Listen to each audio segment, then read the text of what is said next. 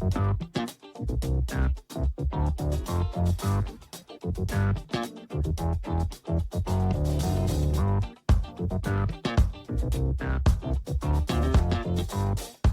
folks, and welcome to the Daily Ratings Podcast.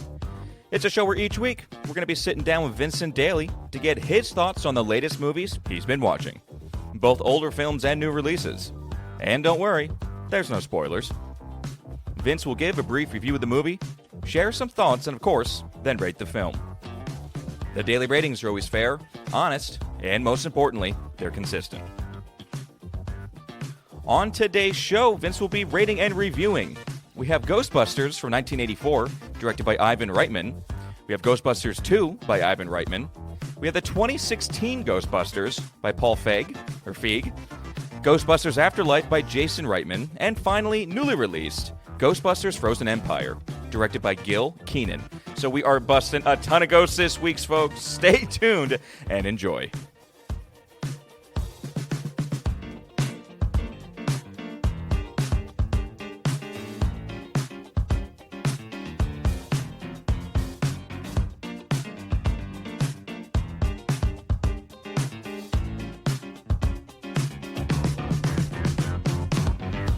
Mr. Vincent Daly, how we doing, buddy? Tommy boy, how's it going? It's going okay over here. How was your ghost busting week, man? Oh, busting definitely makes me feel meh.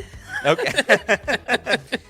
Well, like I hinted at, was it in the special last week? yeah. Okay, I hinted at it, folks. The dark confession is here. Yeah, I mean, you kind of gave it up. Yeah, I kind of did. Much like the Indiana Jones episode, I've never really sat down and watched these movies. A single one? I mean, like Indiana Jones, I think I've probably consumed the whole movie through clips. Okay, all right. And, through pop culture. But as far as like sitting down front to back, never really was a Ghostbusters fan growing up. Okay. I feel like it's also a little bit of the generation before for you and I. It was. We grew up absolutely knowing the Ghostbusters theme and not being at all connected to it. Right, exactly. Same deal.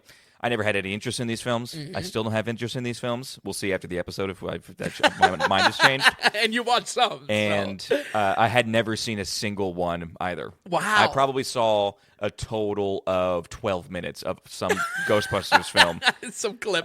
In the past growing up. Right. That's it. Yeah. But I really am happy I did the homework this week, though, because let me tell you, the reviews on these films are all over the place. Okay. And generally suck. I don't think there are good reviews out there for any of the these reviews films. themselves as far as content in the review. It's either hyper obsessed with the SNL culture coming off of Ghostbusters 1 and how much of an anomaly the first one is in comparison even to the rest of the franchise, and kind of a kicking and screaming aspect to nearly every review of these sequels saying, oh, but it's not the first one. I get it. The first one's definitely an anomaly. These movies are a lot of things. These movies are not just Bill Murray being cynical and kind of making fun of the production. These movies are very much a blockbuster. Wow, I forgot about those rumors, actually. Yeah, I forgot about that. I mean, it's deliberate. You can feel it. I have complicated feelings about all of these films, but the internet is just split right down the middle on viewing the franchise as kind of a untouchable masterpiece that should never have sequels. Yeah, should have never had sequels. And the other half just foaming at the mouth for more ghost-busting action. Like, they just want ghosts, they want Slimer, they want the proton packs, And I feel like that's the remnants as well of the 80s, of kind of the same section of the internet that, really doesn't like anything in the new Star Wars. They want only old Star Wars and things like that. Those are the two. Okay, it'd be good to kind of dissect them for us then. Yeah. And it's a perfect 5 slot, let's be honest. That's is. Another reason why it makes a great show. Yeah, even if the 2016 one is on Leper Island, they really exiled it. Even some of the original cast have kind of shat on it a little bit. Oh, yeah, absolutely. Always trying to be, it's just like, I love the cast. I mean, the cast is great. Love the cast. But I just think, this just maybe wasn't there like the original. Right. They always trying to tiptoe around it. I did watch 2. You know which ones I watched. I watched Ghostbusters 2016 and then Ghostbusters Afterlife. Which, to be fair, I didn't know you didn't have a good base for the first one. I would have said the first one, especially over 16. I just felt like watching a more modern film. You know how sometimes you just want a newer film? Hey, fair enough. And it was free on Amazon. Let's be honest. That's right. It had ads on Amazon, which creates a hellish experience. Yeah, we don't have to go into that. But yeah, definitely the ads on Amazon. Okay, all right. So we can jump back to 1984. So the main writer, there's a few writers tagged with this, but the main one was Dan Aykroyd. Yep. And he wrote it for him and then John Belushi. John Belushi died. He even told a story on Howard Stern. When he found out, when the news came through that John Belushi died, he was in the middle of writing a line for John Belushi, writing the movie. So he passes away. Bill Murray steps in to take the spot in just true kind of SNL rotating door. And we're in 1984. It's the original, the OG Ghostbusters, directed by Ivan Reitman. And let's just get into it. You break these down however you want. You go as fast or slow through this tidal wave of ghostbusting. But overall, how'd you like the original? I think the original holds up actually quite a bit. Producer, director Ivan Reitman, he directs both of these two original classics. Tragically, he does pass away in 2022, and the newest film is dedicated to him. So rest in peace. His collaboration with Bill Murray actually goes back 3 years earlier to another classic spoof movie, 1981's Stripes, which I think is a early kind of feather in the cap of Murray's acting career. Shared in the writing credit of these movies is Harold Ramis. And when we jump to 1984 for Ghostbusters, Dan Aykroyd obviously joins him on the script. Aykroyd has referred to this as Harold Ramis kind of making everything legible, making it actually have punch, where Dan Aykroyd, of course, is a real freak. He's a real weird dude. I enjoy listening to him a little bit. I like him. Yeah, he's on the occult and crystal skulls. And that's right, the crystal skull, and very into extraterrestrial stuff. Exactly. Big time, majorly. Anything weirdo. And the good thing about that is I think that's part of what is the lightning in the bottle for this first film, because putting these concepts together hasn't been done before, hasn't been done since. So that clearly shows the vision and the direction of Dan Aykroyd. But again, like I said, and really my position, these movies are a lot of things. They're like 5 things at once. So, folks, I'll say in addition to the legacy of this film, there is a fascinating production journey behind the scenes, like you just commented on, Tom. One filled with many potential role swaps for SNL talent, and including the death of John Belushi. And I don't want to get too much into it because I feel like the production story behind the Ghostbusters can kind of consume the criticism about it. I feel like, again, that's where I found the actual reviews of these films to kind of suck. They're not. They almost don't service. They're not looking at the film enough. Yeah. And just to say what is the film. Exactly. Or it's just either a true hater or a true lover type of deal. Okay. All right. Exactly. And I feel like there is enjoyment to be found in that production story, but my takeaway with it is that it's a context of right time, right place. We've talked about this plenty before in Lightning in the Bottle. This definitely puts Ghostbuster in a little bit of a class of its own. Ghostbusters 84, that is. Yeah. That we've discussed on the podcast, that these electric ideas, even if they are part of a larger series, kind of just live in their own category. But in a lot of ways, this is a messy movie with conflict over what it wants to achieve. Like I've said already, Ghostbusters is a lot of things, folks. All at once, it is a sci-fi supernatural adventure filled with a forced rom-com that is more of a vehicle for the comedic talent than an actual rom-com, wrapped up in a VFX blockbuster shell that, full credit to it, is some landmark visual effects put into this, paired with one of the most successful soundtrack tie-ins of all time. I mean, this is a lot more than just Bill Murray being cynical on screen or cracking jokes. It is a mouthful, but many great ideas cannot fit into one box. I would say my positive takeaway for this film is watching the movie for the podcast, I was able to appreciate just how unique and novel these ideas are for the film. That's cool. It still felt that way. Yes, it still felt untouchable in a lot of ways. That's cool. I mean, 40-year anniversary we're hitting here. Yeah, absolutely. Absolutely. And I think, in addition to all those pieces, it's also a little bit in its own category because how the story is set up. It's about the rise of the Ghostbusters, the rise in their in-universe popularity. So it's very interesting when it comes to how you structure a story around that, and it stands out for that reason. I think you're right too, and that's, I think, the brilliance of Dan Aykroyd at least bringing this into life a little bit. And that's, some of his most successful things is Ghostbusters and Coneheads as far as his skit on SNL. Yeah. Oh, he's a Conehead. And it takes, but it's true. It takes that just. It just seems like an easy idea to come up with now, but you got to put yourself back in 1984. Exactly. Realistically, who's actually putting those pieces together? And then not only that, having the network to act on and pull on these talents to be part of the project. Right, yeah. So, in addition to the talent mentioned already in the writing room and in the acting room, Winston Zeddemore rounds out our fourth Ghostbuster. The runtime of the story dedicated to showing the rise of the Ghostbusters' popularity in New York. I think that makes some of the plot feel a bit directionless. It's kind of hard when you're watching this first one to say, where are things going? Other than, obviously, the set pieces and scenes that we know the legend of the film for. But it still gets points for being very one-of-a-kind and, again, not something that you can place into one box, at least. Surprisingly enough, this whole franchise really stakes itself on the world building that happens in this first film. I mean, to the point that these sequels almost can't escape the first film. Like we mentioned already, in criticism, but also in what is actually accomplished in these movies. It's kind of around the merry-go-round again and again. I find this shocking because Bill Murray as our lead, it's his cynical take on not taking anything serious. That attitude kind of causes friction in every sequel when the world building in those sequels rely on what the world building is in this first one, but we're not really taking serious the whole time. So I feel like the franchise is kind of jeopardized by what people love the most in this first film. Murray has a love interest with Sigourney Weaver, but it is really honestly the weakest part and will come to haunt the 1989 sequel specifically. I mean, in a really, really bad way. In a really bad way. Even me not watching, you don't think of Ghostbusters and think of Sigourney Weaver love interest. Yeah. You know what I mean? Right. Some do. I think. What a way to attach. Largely wrong.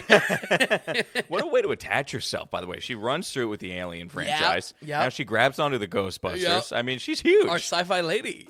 I mean, don't get me wrong. James Cameron, Avatar. Yeah, for real.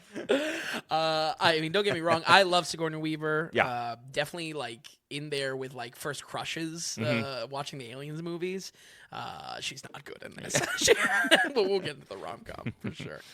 I want to start with some highlights, and with all of these, I want to try to be not positive for positive sake, but I do want to kind of see these as with the wonderment of watching them for the first time. Okay. Not having kind of the legend or the legacy of these films be a burden for it.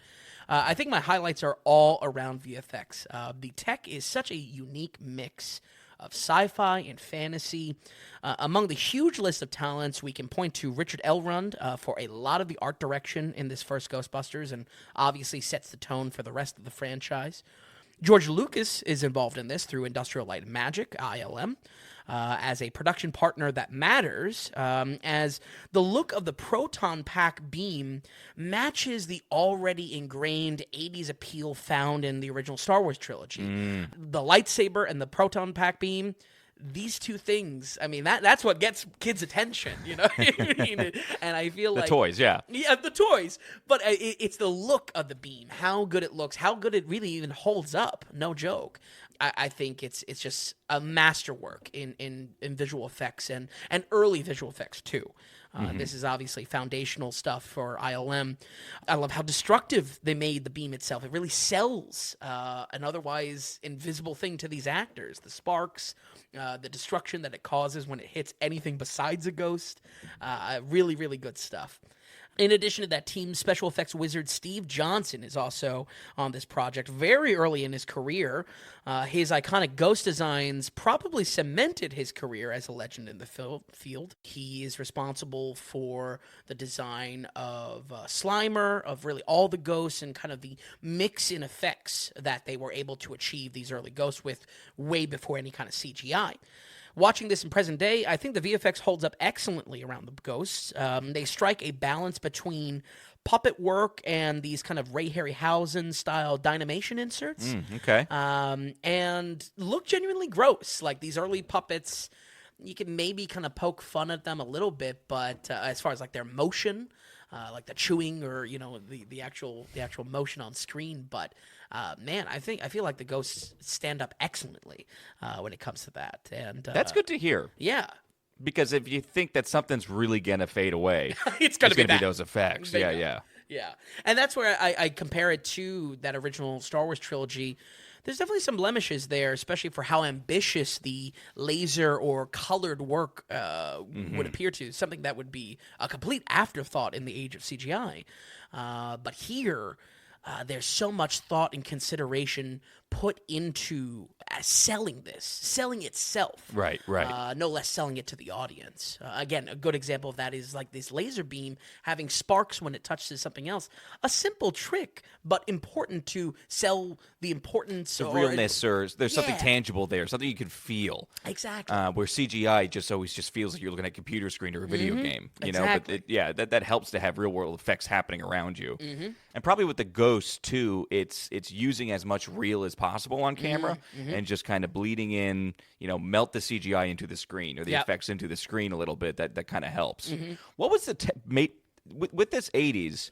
Is it similar to what was the film that combined animated character and real? Was it Roger Rabbit? Who Framed Roger Rabbit? Oh yeah, Who Framed Roger Rabbit was specifically with 2D animation though. So, okay, gotcha. Yeah. All right. A lot of that bleeds together, though, with them, having actual post-production of what they're doing to the effects, coloration of certain beams and whatnot. Airbrushing or something? Yeah. Through the actual film. Rotoscope, all of these are techniques that would have been used, and even in the kind of the Dynamation callback, there are stop-motion techniques being used to insert these into the film. Okay. So, once again, why I'm kind of so hot on this is that I feel like just like the talent story behind the scenes, there was a lot of enjoyment in watching this content for the VFX team, but also scratching the itch of why these VFX matter and why, though they seem archaic and outdated, why they still hold up today and what they kind of built on as far as the legacy. So I have a semi-random note. I feel like this one is probably the biggest and first films to pull the I Love New York angle rather than like a 70s gritty New York. I was really trying to think of this, which was like, who had a love affair with New York first? I think it's Ghostbusters. Get out of here. No, come on. There's no way. I mean, I get what you mean about the 70s. Yeah. The New York is always just shot. It's basically just Gotham. Yeah, exactly. It's Gotham and Joker. But there's plenty of hard-boiled stories that are set in New York. Yeah. But not that it's this love affair with New York. It's almost promotion for New York. I'm thinking this is the first for sure. I love it. I think we should do research on it and actually make a compilation and kind of do a little the film study. The I Love New York special. Absolutely. It's a pretty charming aspect in the first one, but boy, does it sour as each of the sequels come by. So much of this film's style becomes a specter, pun fully intended, folks, that is just milked to absolute death. This I Love New York aspect absolutely being one of them. By the time we get involved in the 2016 one, even the newest one for Frozen Empire. Yeah, because Afterlife takes a different route. Yes, exactly. They put them in Oklahoma for some godforsaken reason. just for variety. It doesn't get out New York. Interesting how New York plays a character in these films, though. Yeah. I never really thought about it like that. Yeah. But, yeah. And it really is a love affair. I mean, especially the second one. I feel like it's one of the only things it has going for it. It's like, Ghostbusters in New York. Yeah. So let's get into some of the bad because I'm not walking away with a must-watch here. So Bill Murray's cynical routine is iconic, but honestly, I felt was a little bit of a drag comedically sometimes. It really doesn't help that the rom-com aspects of this film are terrible by 1984 standards. And folks, I've done the homework to call heads or tails on that. My record with Murray is mixed. I really don't like early stuff like Caddyshack. But I'm good with everything else, especially his later career. He's kind of he's become a gem in the legend of his comedic style. Yeah, but he's a tool, and you have to use him properly. Bingo. I think this falls a little bit on the knife's edge, though, because of how much spotlight he's given, and it's with this rom-com. I didn't realize it was so heavy on him. Oh I thought it was meant as a duo for another Aykroyd John Belushi project. Yeah, I would Was that agree. what you were thinking as well? Yeah, or at least maybe a good four-way split that you get science with Egon, you get spiritualism with Aykroyd, I forget what his character is. I'll stick to the actors. Actor thing. You get science with Harold Ramis, you get spirit with Dan Aykroyd, you get horniness with Murray, and then Ernie Hudson, right? Yeah, and Ernie. Rick Moranis isn't part of the four. It's Ernie Hudson, correct? Yes. Okay. Rick Moranis is a side character, but a strong one. Okay, I would say. So, but it's really this emphasis on Murray that it's just too much on it, and it's even if you're infatuated, you're in love with Murray's performance here, as many people are. Yeah. I can't find anyone really defending this romance with Sigourney Weaver. Despite me being a fan of her, I feel like their chemistry on screen is horrible. Murray completely runs circles around her with the wit of his performance in a very good way.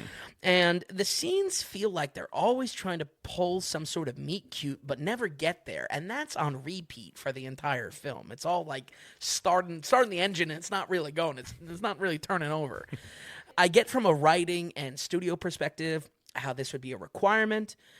But this is an area where casting needed a strong second glance to give Murray someone that he can have as an electric pairing. You know what I mean? Someone where the chemistry is almost a given. Can go back and forth. Exactly. And more importantly, the whole experience would be stronger just without this romantic plot that, again, will haunt the second film, really sinks the second film entirely. This will be a repeat critique, but a lot of the blockbuster aspects piss me off in these movies. What? And again, it's in the concept. That's the ghost. That's the tech, though. No, it is the bigness. No, it's also just waste of time. I mean, I feel like there's so many moments where I'm just like I kind of just turn my brain off entirely. I'm not expecting like really cerebral aspects from this film, but the iconic Stay Puft Marshmallow Man. Might be one of the earliest cases of razzle dazzle pulled out for the end of the movie, especially with how out of left field it comes. And don't get me started on these montages of them busting ghosts while we waste time with the worst romance ever put on screen. The actual fun ghost busting scenes are skipped past with obviously the iconic music. Their rise in popularity. That's the substance for me. I want to see the ghost busting. I want to see the ghosts. Wanting to see more ghost busting is an issue I have with the whole series, and surprisingly, is actually something that's kind of fixed in the new one. So I'm excited to talk about that. Overall, though, folks, I really wasn't thrilled with this movie. It gets credit for how electric the idea is and how unique the story is set up, but like we've said many times on the podcast, iconic does not equal great. To me, with how much commercialization and blockbuster appeal the film has, I have trouble seeing it as this untouchable classic as so much of the internet sees it. Especially when the comedy is cynical about its own in-universe popularity, I see this as the cash cow it always was. We're going to go ahead and give Ghostbusters 1984 a 70 on the dot. Okay. I didn't know where you were going to land on this at all because it has such name recognition. Sure. It's crazy. It's like, is it that good? Can it be that good? Right. 70%, that's a good movie. But the funny thing is that there's 4 other films, and it's difficult for me to think that they're better than the original. Yeah. We're setting So, a relatively low bar for how expensive and how big this franchise is. Okay, so 70%. I'm trying to think just mid-80s, who's like a rising female star there that could keep up with Bill Murray? Ooh, tough. Tough to say. The 80s is just not our... Maybe the love interest in Major League. Oh, sure. Okay. Oh, she might be a little young, because Major League's 89, I think. 89, yeah. And she's a little young. By the way, she's almost, I forget what her name is. Yeah. She's barely in anything, but you know where she pops up again? Once again, a leading kind of female love interest. Nightcrawler. Oh, really? Yeah. Oh, that's right. She plays a newscast. She plays a newswoman. Yeah. Anyway. Maybe not the movie to be like, oh, yeah, you know what I call her? The sociopath? So, by the way, with the Bill Murray thing, would it have been better to have John Candy in there? Oh, I would have taken Belushi. I would have taken John Candy. They would have hammed it up a little bit more. Right. Again, I like Murray. I just feel like he's too cool for school? That was like the big thing with him on set? It's basically his ad-lib, not improv quite, but his ad-libbing on certain scenes were adding in elements to not take it seriously, do kind of like some eye rolls and whatnot. You got to understand, the praise that this first one gets is all because of this cynical attitude. All because it doesn't take itself seriously. Right, it's supposed to be. It's very PG and stuff, yeah. Exactly. Yeah. But this cynical attitude was something for the adults watching this PG blockbuster. Yeah. That it was like, oh, wow, yeah, isn't this crazy that we're going through? Like, so I have no problem with that. I don't think it's the funniest thing in the world. I feel like it really shoots this... the studio in the foot, because they now have a studio, franchise that's based off of world building that was never meant to be taken seriously. That's a good point. Yeah, and boy, again, these sequels, they have a unhealthy obsession with this first film specifically. That every ounce of it has been scraped for nostalgia. It doesn't surprise. Well, it had a budget like $25-30 million. It made almost $300 million. Yeah. So there's no. So 5 years later, 1989. It's let's just bring everybody back. Yep, basically. even if it makes half as much, we're still making a bunch of money on it. So let's do it. Let's jump to 1989. It's just Ghostbusters 2. That's it. Same director. Like I said, same cast. It's Ivan Reitman directing. How do we step back into it? And how is the execution? How'd you like 2? Well, 2, it definitely is kind of the boogeyman of the series that no one liked it on release. Is it the only boogeyman, then? No, definitely not. Definitely, there's the next one's the boogeyman, and the one after that's the boogeyman. But for 80s Ghostbusters fans, even kids returning to 5 years later, this was a pretty big failure. This is only 5 years later in the movie's world, and for the production, and like you said, Tom, directing, writing, and even acting. Wise, it is an identical team. Yet ever since the film's release, it has been really just shunned by fans and critics alike. So my big question walking into this was, why was this film hated so much? The release schedule back in 1989 didn't help much, sandwiching this in a crowded summer of sequels such as Indiana Jones and The Last Crusade and Back to the Future Part 2. So possibly a little bit of the cannibalization of the market back then. Yeah, it still did well in theaters. Sure. Yeah. But not a good movie. Right. And not a good movie by the standards of really any fan of this property. So it's hard to put my finger on it because this sequel comes from the school of let's do it again. In a lot of ways, the aspects that weren't great in the first one stick out worse. And overall, the rehash makes the story pretty damn boring. I mean, first 40 minutes were pulling teeth. Really save bad that way. note for later. Yeah, for real. Let me just step in there because this is such a thing with sequels.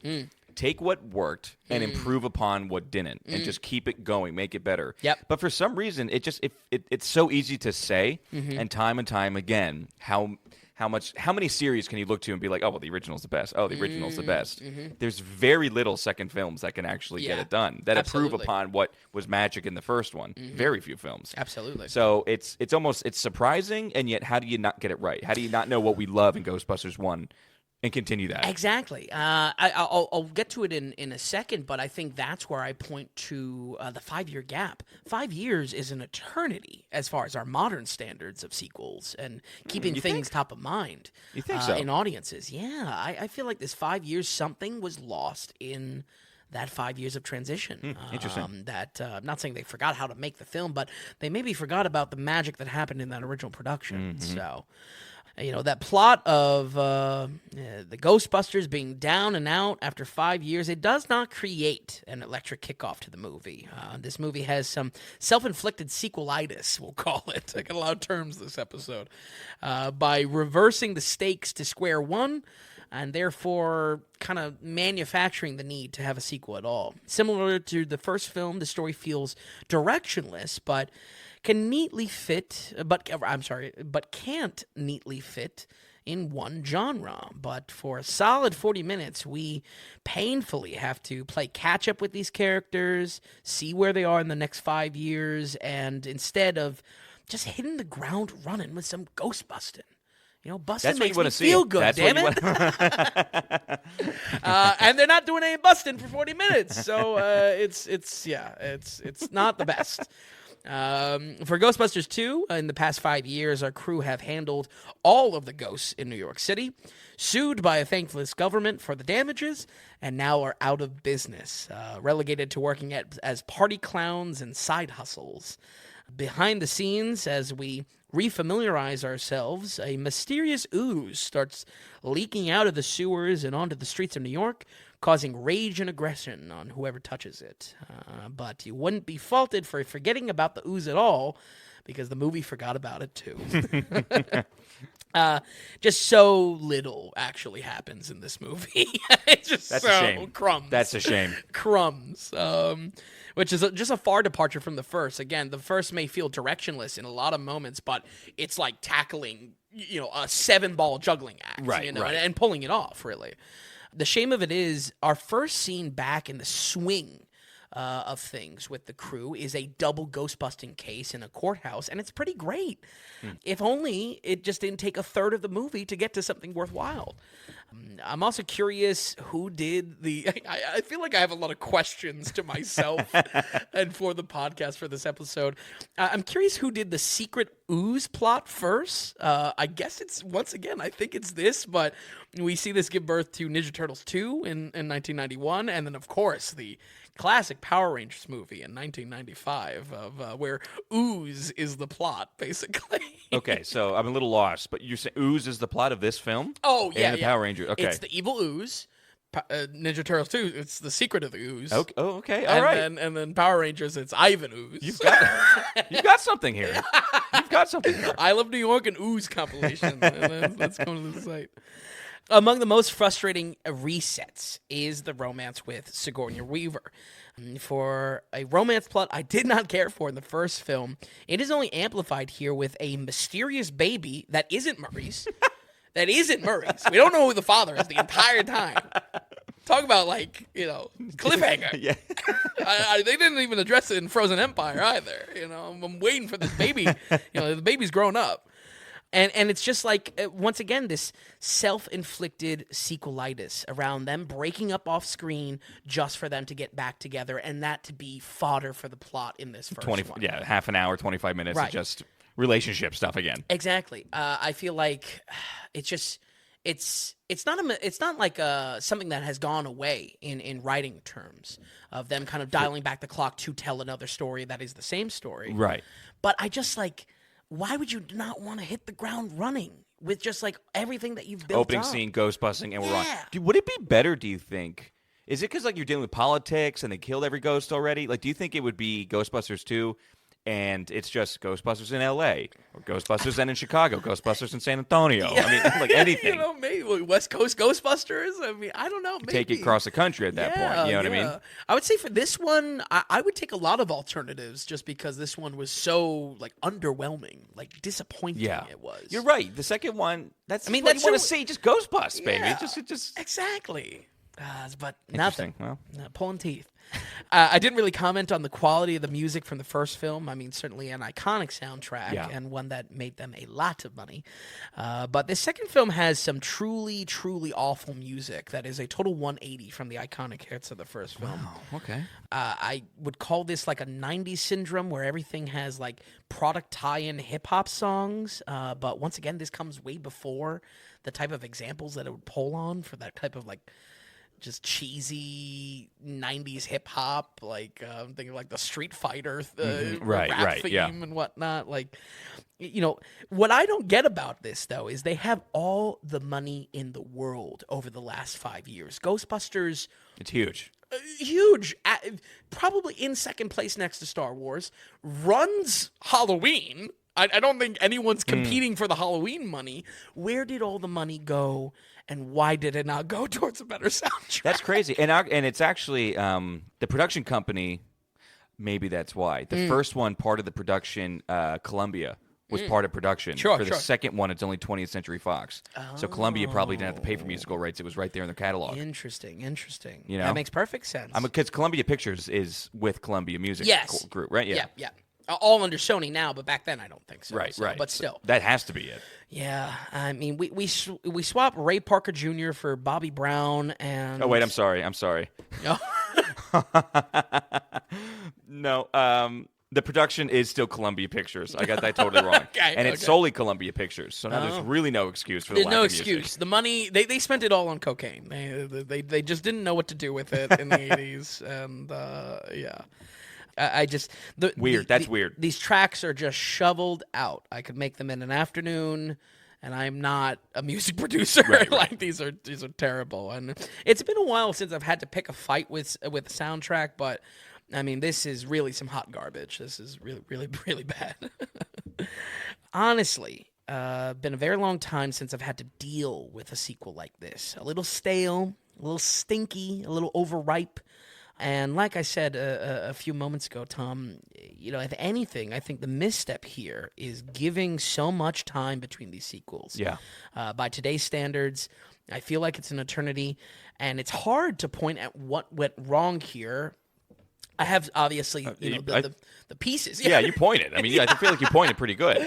But it's also like, why is it not good? Right, that's the mystery. The blahness is too general, you know, to the film. Just something, whether it be concrete aspects or just something a little bit more around the energy of the production. Something was lost in that weight. And most critically of all, the one-of-a-kind cynical tone that will never be recaptured for the franchise, yet hopelessly chased after.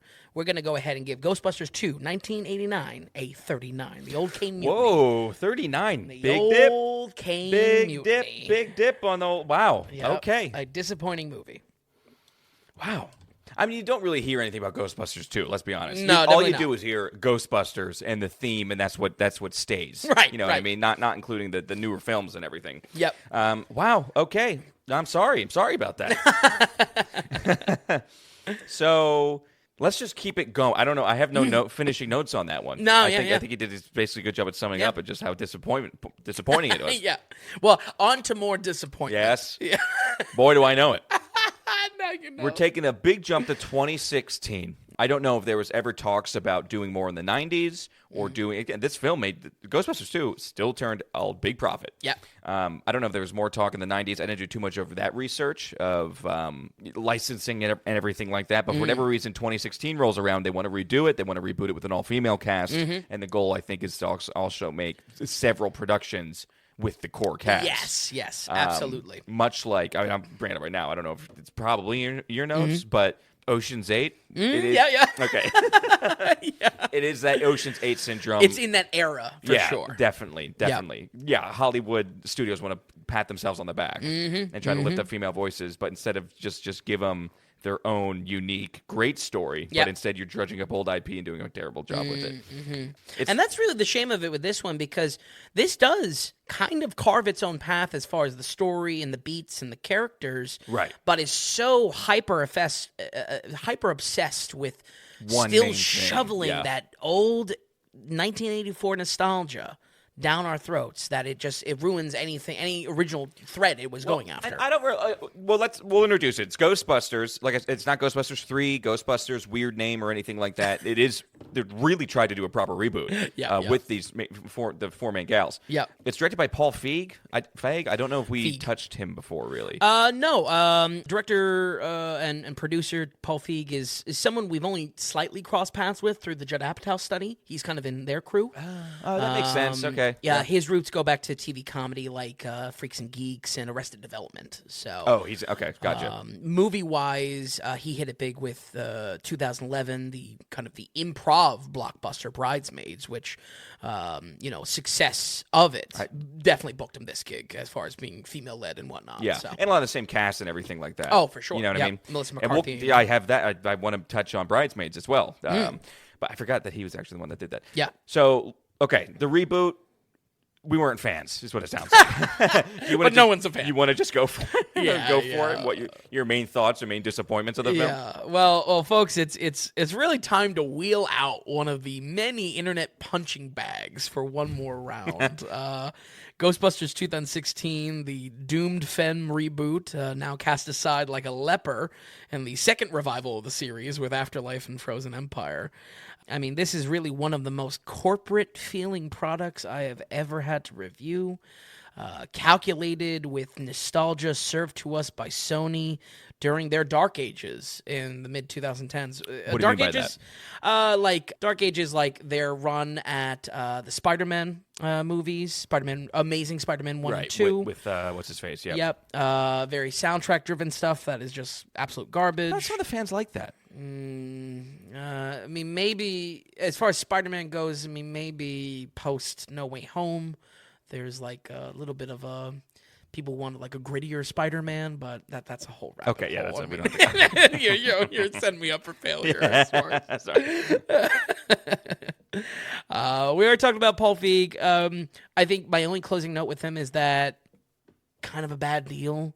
I feel like this was, again, doomed to fail. Him taking on the project. Oh, you feel bad for him? Yeah, I feel like this is a movie run by Studio Notes. A movie run by Sony, not a director vision, and just how I feel, bad for any director put into that kind of position, that they're just a puppet to get the job done. I don't think, this was a fair shake of Feig's directing ability, especially working with actors. Well, he's writing, too. Yeah. I don't give him a long leash on this. Sure. Because there's a lot of the comedy comes from they grabbed him, too, because he's also with the same cast. Yeah. And I feel like he would have had more leeway with this than maybe what going into a Star Wars or something like that. Sure. I mean, again, he's directing and he's writing, and he's with people that he's been with before. It just seems everything seems like that's good enough. Well, it's good enough. Absolutely, that's just hit some of these notes. We have we got the three main women. I think that works. Everybody loves this main cast. Just do it. Bridesmaids, Ghostbusters. Just do it. Bridesmaids. It really is. That was probably the working title for this. I do want to stress right from the beginning, though, my issue with this is not with the femme swap idea.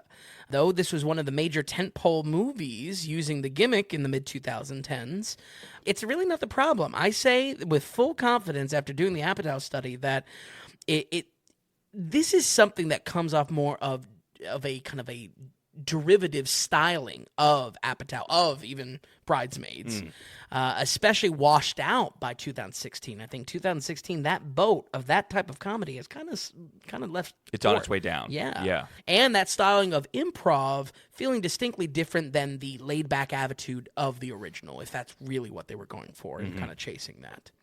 Ghostbusters 2016, now rebranded. Actually, have you caught the alternate name that they've added to this? No. It is Ghostbusters Answer the Call. No. Yeah. They rebranded it after release. Really? Yeah. It's still on the official stuff. It still even shows up as Ghostbusters. Just Ghostbusters. Okay, interesting. It's not so much a remake of the first film, but a reimagining with this gender-swapped main cast. Kristen Wiig is kind of Bill Murray. Melissa McCarthy is kind of Dan Aykroyd, and so on and so on. Yeah. The team discovers the existence of ghosts in New York, and through the power of science will attempt to stop a world-ending ritual that will merge our world with the spectral realm. Let me take a crack at some positives. Oh, go for it. Yeah, please. I don't know if you're chomping at the bit. At many moments, I would say the elements of the plot are layered a tiny bit better in the story. I think a perfect example is Leslie Jones's character, given actually some skin in the game besides I'll do anything for a paycheck with Ernie Hudson. Okay. VFX-wise, I would say the ramped-up ectoplasm goo jokes felt very Nickelodeon to me. They really love sliming people. Otherwise, I didn't really have too many problems with the visuals themselves. I think the proton pack lasers look especially good, even though you can kind of spot these tacky 3D glasses here type scenes, if that makes sense. Also, there's just a lot more ghost-busting tech in general, which I don't think is a bad thing. I'm kind of a sucker for it, and like we always talk about, I mean, though it like plays into the toy market directly, Yeah. I think that's the fun of this movie and this franchise, certainly. So that's about it. Do you have any other? I don't have any really positive things. No. I will. I mean, as far as people and like actors, I like Melissa McCarthy, and I like Kristen Wiig. Okay. I'm not a Kate McKinnon fan, and Leslie Jones I don't have strong opinions over. I don't, not the biggest fan. Yeah. But so it's like you're right, where it's like individual performances. I can't get on anyone's case like I can with what they did with Cate Blanchett in Ocean's 8, where they just tried to make her Brad Pitt. But she's not Brad Pitt, she's Cate Blanchett. Right. Here they're kind of their roles. Right. You know, they're kind of their swaps. My hatred for the film comes from the laziness of everything. or the feel, and I did not like this film. Yeah, no. At all. This was like a truly awful film. You said you had turned it on at night, and then it literally kept you up because it was making you angry. I felt the same. I was getting angry. Not as angry, by the way, as our next film. Right. I was borderline seething at our next film. But for this, it was all too annoying because it didn't matter. The studio just wanted to get a female-led Ghostbusters film and try to rebrand it. And there was zero care or consideration. I get what you're saying, where like maybe they tried to do a little bit, like Leslie Jones may have had some more skin in the game, whatever. But the problem is people fell in love, and the original Ghostbusters has this huge cult following, and everyone knows about it for that cast. And you're just trying to make the same cast with different people. It doesn't matter if they're male, female, or anything. Sure. We have those people already. You cannot reboot those people, which is something I appreciate that the third reboot actually does. They give them, Afterlife. We have Ghostbusters Frozen Empire. We're dealing with different characters actually being their own individual selves. Right. You know what I mean? They inherit the Ghostbusting title. Right, exactly. And I think that's way stronger than just saying, well, let's just do it again with a whole different cast. Sure. No, you know what I mean? It's weak. Yeah. It is already doomed to fail. The film was doomed to fail. Absolutely. I do Paul Feig, so in that way I almost feel bad for him because, again, we love the Ghostbusters, not me, not we, but out there in the world, they love the Ghostbusters. Right, they love the Ghostbusters. You are not given the Ghostbusters. Yeah, you know what I mean? So the whole thing was just incredibly weak, and nothing felt new in it. Nothing felt fresh. Kind of boring. The comedy absolutely sucked. Yeah. Like the fact that this guy also did Bridesmaids. Bridesmaids is a funny movie. Sure. If the girls want to get together, watch an all-girl film or whatever, Bridesmaids all the way. I would rather watch Ocean's 8 like 4 more times before ever having to return to this again. This movie sucked more than Ocean's 8. I think so, which too. Says a lot. I hated that movie. My note around Ocean's 8 is that at least with Ocean's 8, it was just kind of this very stale, like impossibly stale concept. Here, it just fails in its own very unique way, in its own swan dive into trash. Right. The writing sucked. Right, and it was not funny. The jokes were god awful. And we just have a little ornament that is Chris Hemsworth, is it Liam or Chris? It's Chris. Chris. Yep. Okay, you have Chris Hemsworth. The worst. Right, absolutely terrible. Like really bad. It wasn't funny at all. And I'm gonna really bring this up for next film, but I did feel it here as well. This film and the next 2 films that we're covering are all PG-13. Massive mistake. Massive mistake. You think lower. You wanted PG. PG makes way more sense. Interesting. Especially for the next one. But for this one, too, I felt it a little bit. Too many slime jokes. Too many people covered in slime. I just think you say shit twice, and you maybe have a creature that's a little bit too scary, so it gives you PG-13. Yeah. When this writing is so dumb, and the jokes are so bad, you got to drop it down to PG, I think. Make this a Goosebumps, which is PG. Make it Night at the Museum's rated PG. That's where this needs to live. Casper. Okay, sure. Going back even more to Casper, sure. That's where this stuff needs to live. And when you heighten it to this PG-13 level, it's not hitting on anything. The jokes aren't adult enough. The action is nowhere near adult enough.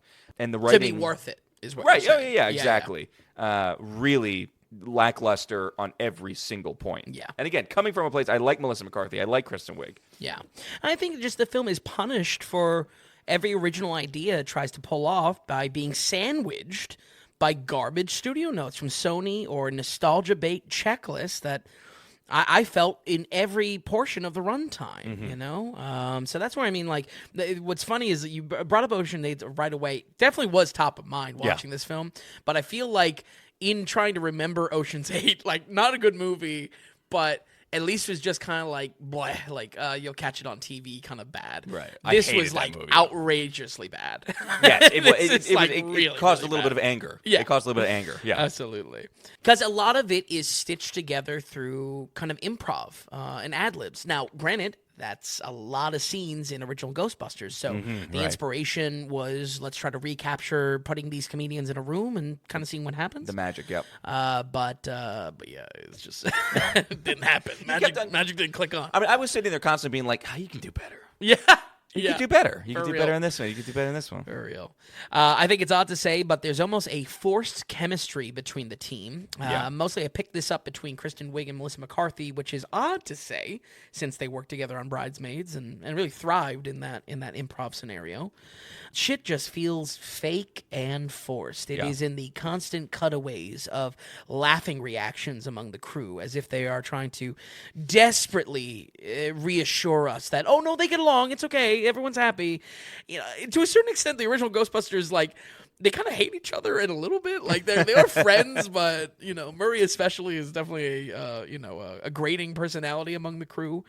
It's also an example in Ghostbusters 2016 of where it really isn't trying to be the original Ghostbusters in tone through these constant cutaways and be like, oh no, everyone's funny and everyone's laughing.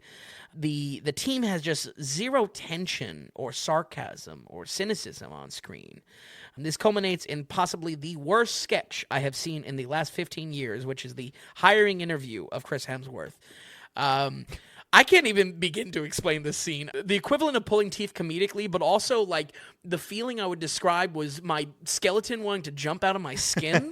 It was that bad. It was like really like, oh my God. It was almost like seeing a train derailment on, the caboose of the train.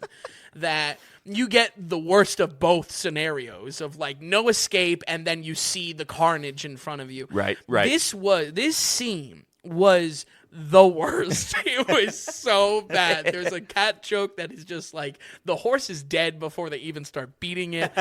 It's just really just horrible. And it's in these edits of when the comedy is happening that we're constantly getting cuts back to other people in the crew laughing. You'd think, yeah, that's a pretty normal thing to do in a comedy. Whether it's in the edit or whether it's in how bad the take is or whether it's in how bad the joke is, none of it works. None of it works. Yeah.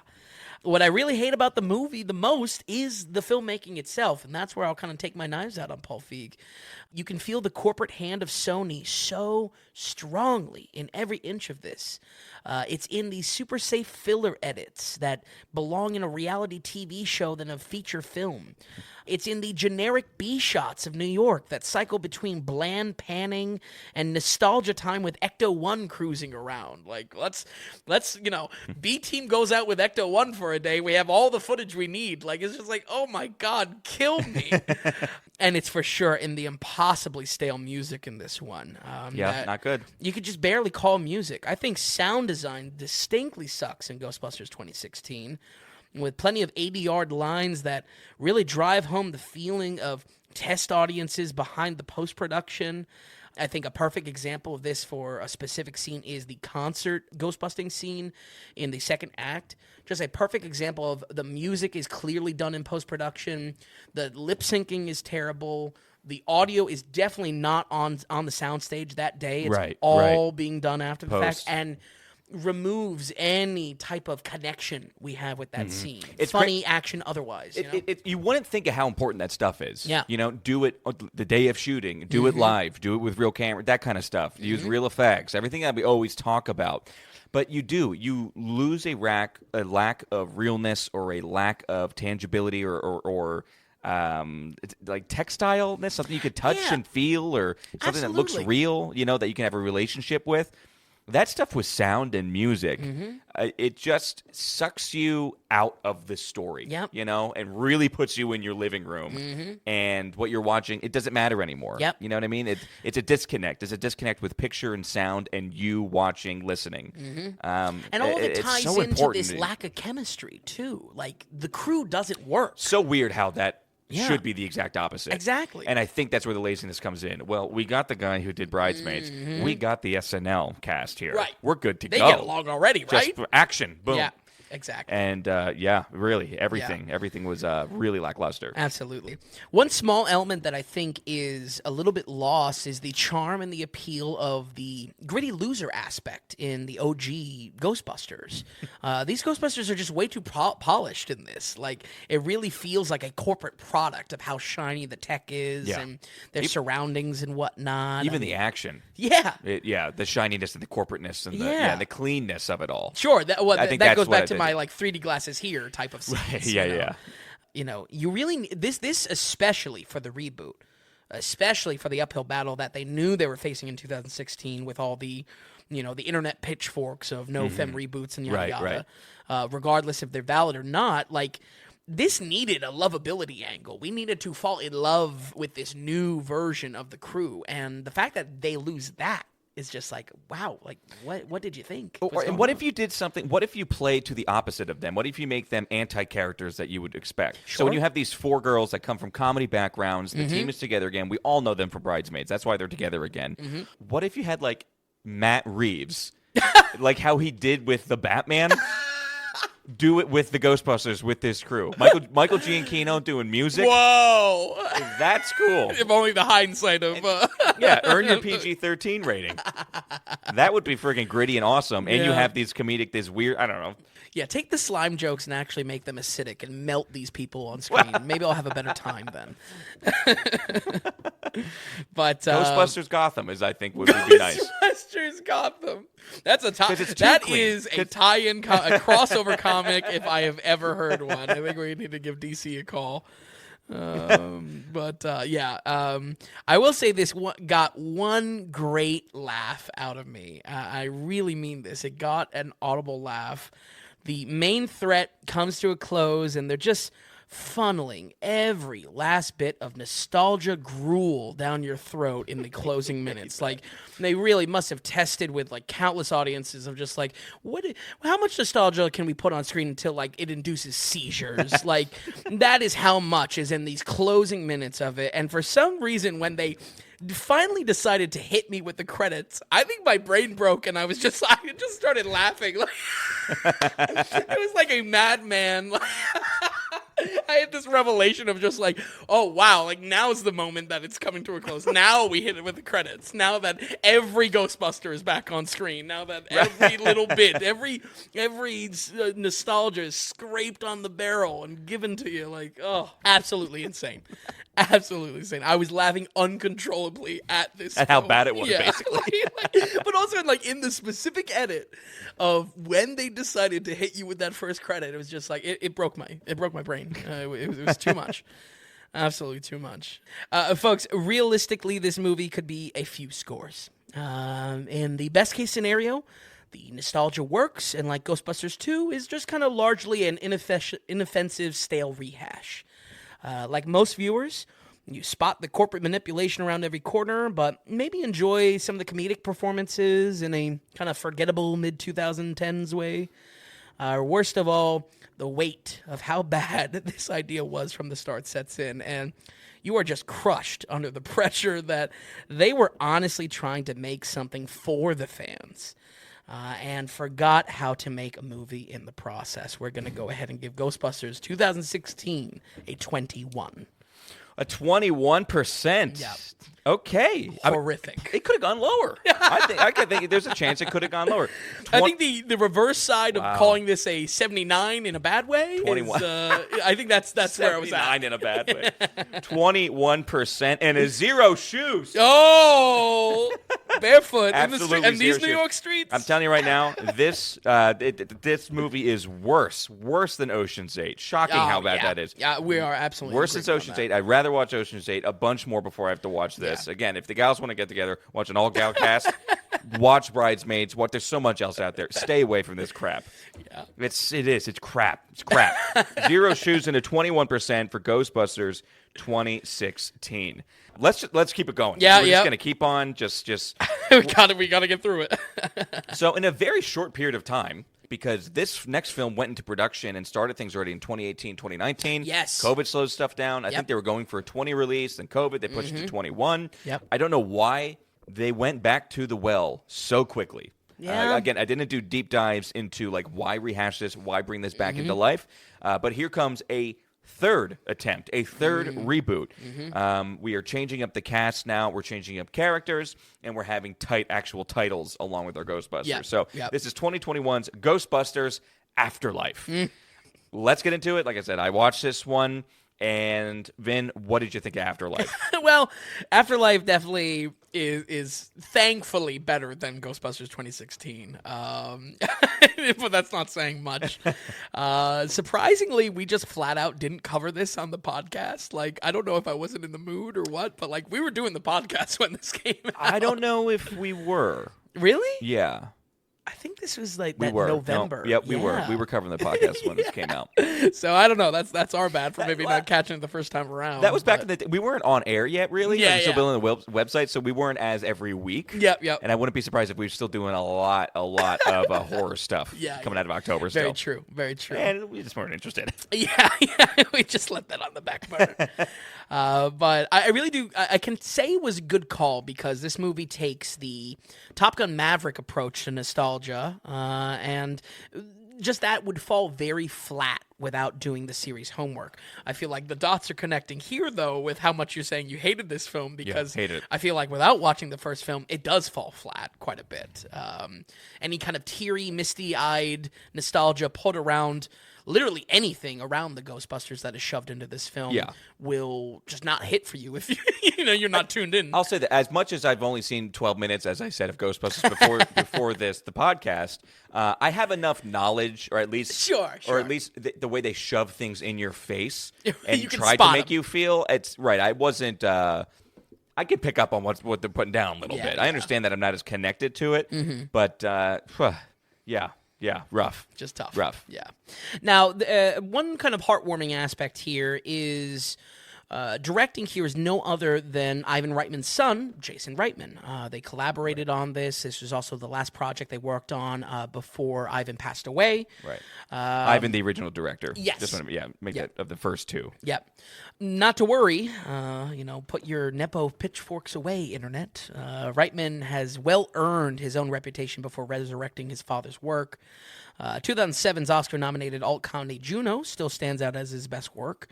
But in full honesty, I thought this element of tapping Reitman was a smart choice, especially when this project surrounds the resurrection of the Ghostbusters in more than one way.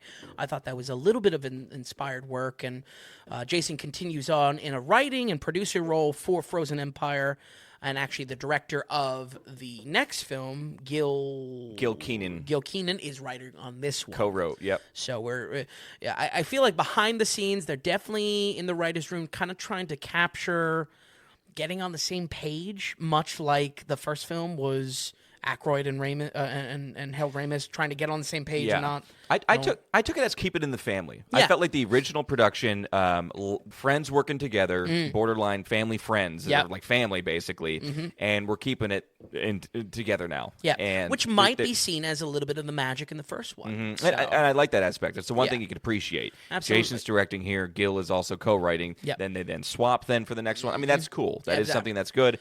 Everyone is kind of added together. Yep. Even like all the producers and things like that. So they're trying to capture the same team, that same love. Yes. That definitely was around on that first one and the set of the first one, which is commendable. Yeah, I think so. Ghostbusters Afterlife, as far as the setup here, is now positioned as a direct sequel to the first two movies, leaving that 2016 film in the dust or on Leper Island, like I said. The daughter of Egon now has a family of her own with 2 kids and inherit a slew of old ghost-busting tech. The film is also dedicated to Harold Ramis, who once again passed away in 2014. Surprisingly, the entire New York angle is removed, setting up in rural mining, farming Oklahoma. That's honestly probably one of the weirdest parts about this reboot. But as our new ghost-busting family settles into Nowheresville, the ties to Egon's past begin to reveal themselves, including a reason why he left behind his fellow Busters all those years ago. I would say we break entirely from the 4 Ghostbuster formula for this new kind of family inclusions. The Ghostbusting family is what I would really call this prospectively new trilogy, new series. I don't know. Yeah, for sure. Yep. I think the kid angle was actually fairly solid. I liked the wonderment that happened with these kids finding this old ghost-busting tech. Finn Wolfhard fits well coming off of 80s throwbacks like Stranger Things and both the It movies. McKenna Grace as well plays the daughter and is the real star of the show between both of these films. She absolutely takes the star of the show for the next film. And while she may be young, roles in horror shows like Haunting of Hill House make for, I think, another solid casting. Most of all, cloaking the discovery of this Ghostbuster tech in childhood excitement was finally like a breath of fresh air to like have wonderment around discovering something again. Yeah. The intended family demographic of this franchise is often forgotten, intentionally forgotten in a lot of ways, and I feel like this kid angle felt appropriate if they're going to rebuild this and try to have some sort of, again, wonder around the ghost-busting world again. Okay. So they have to kind of pry it back open, give the jaws of life on the franchise. Yeah, totally fresh start, big time. Yeah. I don't know. What do you think about the kids? I hated this movie. The kid aspect, you're right. So the daughter has definitely a leading role in this film. Yes. Way too young. Her best friend, whose name is Podcast, or nickname Podcast in it, way too young. Yeah. This is where I need to say, this film has no damn right being PG-13. Oh. Take. I think there's 2 shits in it. Take those out. You're golden then. Maybe a little bit too scary of a ghost here or there. Right. Like basically not at all, because there's barely Yeah. any ghosts in the entire movie. Yeah, they're all like smoke monsters. Right, and they're barely in the film. Yeah. So this needs to be PG. I was watching this movie and I was like, who is this for? Who is this for? 12-year-olds. I think 12-year-olds are too old for this film. Yeah. Like, it's like 6 to 11-year-olds, 7 to 11-year-olds. It's all this film is for. The girl is too young. Well, I think she's supposed to be like 10 or something like that. Well, she looks like she's 6 3/4. I mean, and I liked her. She's cute, and she's good in front of camera. She's not like a typical horrible kid actor. Sure. We already know Finn is good. Yep. All the way going back from Stranger Things. On the decline. I think Finn Wolfhard, especially after the new one. I gotta tell you, I like seeing him. I think he's the favorite person I saw on screen. Really? All film. Okay. Because Paul Rudd is just Paul Rudd, not doing anything. It really is just Paul Rudd. Horrible mother in the film. Like, horrible mom. Yeah. Not acting wise or the actress. I mean, just like her character was a terrible mother. A drag. No, like as far as like being a parent. Oh, right. Yeah. You know, a drag to see on screen. Yes. Yeah. But the entire it didn't make sense to me. Not only I was putting this on the site, right? And we put the genres up. You know, we try to be as professional as possible. Sometimes we have our crime and drama and thrillers, right? Yeah. As far as the genre. Yeah. I literally almost had snoozer as the genre. I'm watching 30 minutes in, 40 minutes in, 50 minutes in. You can start this movie at minute 55. And and just start there. It is so boring. And on top of a boring movie, I am watching little children just communicate back and forth. It's horribly boring. And I didn't like this cast at all. Really? Way too young. Way too young. Okay. By like 10 years. Put Finn in early 20s, put the little girl in Finn's position, basically? into like 15, 16, 17-year-old or something like that. It was no. I think they totally mismanaged it. Totally mismanaged it. Wow. I liked, and I'm now hitting on everything. I'm sorry. You passed me the ball, and I'm just rolling. No, you roll with it. I liked the switch to Oklahoma. Oh, okay. In hindsight, did that help with the immense amount of boringness that this film was? Probably. No. Because we're in Oklahoma, we're not in a big city. However, I mean, the characters are bored. But just like the 2016, just like the 2016 reboot, it's like, I'm going to need something different here of New York City. Make it a Gotham New York City. At least with this reboot, where there's expected 2 or 3 films coming out of it, I like that. What is the opposite of New York City? Plains in Oklahoma. Yeah. You know what I mean? And I don't, that's okay. Sure. If we're starting something new, but the world building or the reintroducing of the world, it's like they forgot that everyone watching knows what the deal is. It's not enjoyable. The story unfolding for these little children to see and to learn. Sure. Boy, utterly boring, and not to mention the lack of ghosts and the lack of anything of importance that happens in the first hour. Sure. 50, I was counting. It was minute 55. Might as well just press start. Yeah. It's true, because I feel like that's when they find the car, at least, and it's just like there's an ounce of energy injected into this, a little bit of adrenaline injected into this. I'm honestly, especially with how much we shit on kids, the both of us, I'm surprised you like the cast. Honestly, I think it was just in that I'm tired of fighting the line of we were trying to recapture the cynicism of the first Ghostbusters when clearly that was a fluke. Like, this has been a family franchise since 85. Yes. A year after 84. Yes. So I was at least like, all right, at least they're leaning into what their demographic is going to be come Halloween time. You know what I mean? Yeah. So, I like that, because it is a movie to take. You agree with the PG-13 thing, right? I think so. I didn't have maybe a lot of issue with it, but I agree that it's... It's these two shits that you keep on bringing up. Well, no, I'm just saying. Well, my thing is, what could you make it PG? Like, it's but you can't be PG because of this, It's really, it's things that could like be done in post almost. You know what I mean? Yeah, true, very true. Because again, I'm trying to figure out the audience. 13-year-olds. I mean, how old was I when The Return of the King came out? And I was so excited for The Return of the King. I mean, I would have hated this. If I was 8, I would not like this movie. Even with the nostalgia for Ghostbusters. Right. And so that's the thing. Parents can't enjoy this movie, in my opinion. People my age are not going to enjoy this. I think teens want to go and watch a PG-13 horror movie or a PG-13. A Blumhouse even. A Dune. Yeah. Which is PG-13. Oh, yeah. Well, you know what I mean? Teenagers don't want to come see this. This is for little children, this film. Yeah. I do think it's 50-50. It's little children, but it's still, again, it's nostalgia obsessed in the sense that it's trying to just rehash, the Gen X appeal of what's going on in the original Ghostbusters. As a Gen Xer, how would you feel? Not you, but how would a Gen Xer feel sitting there for an hour with just having little tiny children uncover things that you already know for 40 years? Right. Well, I mean, that's where they do good. that's where Frozen Empire is very tonally different. I would say my notes on that solid first hour, the tone of the film comes from the Force Awakens school of callbacks, where the references are treated as this like misty-eyed artifact, the music swelling, all that. Yeah. That is until it stumbles over some studio notes from Sony, and we get some more tacky inclusions that honestly are not too far from Ghostbusters 2016. This gets kicked off with a gross product placement from Walmart as more and more the movie becomes obsessed with Ghostbuster 1 specific bullshit. Yeah. Like, there's... I don't really want to go into a deep dive of this, but like, there's no reason for like so many scenes past that first hour other than we got to hit this nostalgia checklist. We got to make sure that Ghostbuster 1 is jerked off, for the whole fucking film,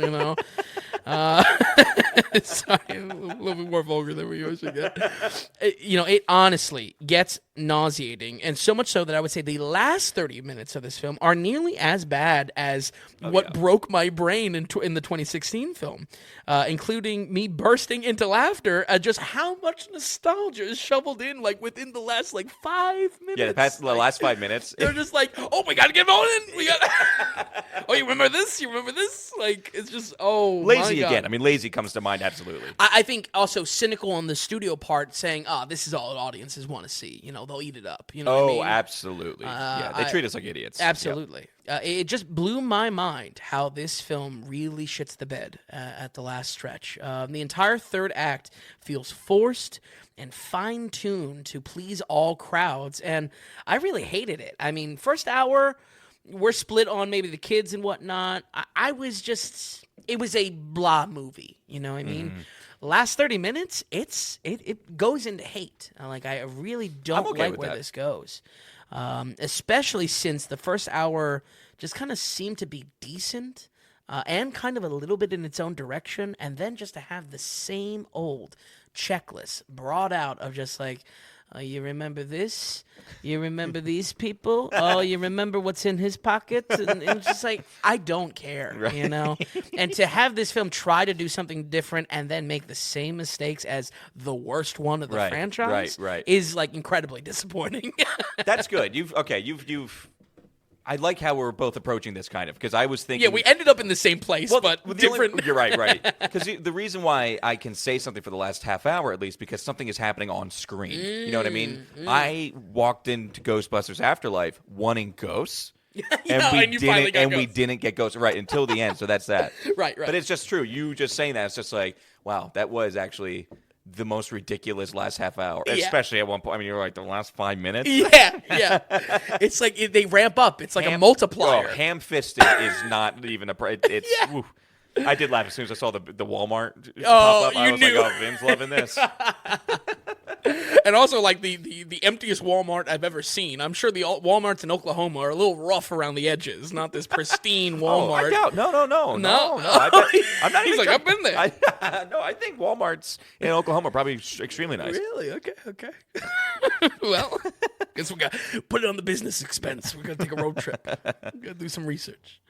Notes on Paul Rudd at all? No, just that he's like literally Paul useless. Rudd. Like, I mean, but maybe, I don't know. Maybe that's not a bad thing necessarily. I don't know. But no notes. Okay. I would say my one note with continuity is that I know I'm not a super fan here, but I have some questions around this story.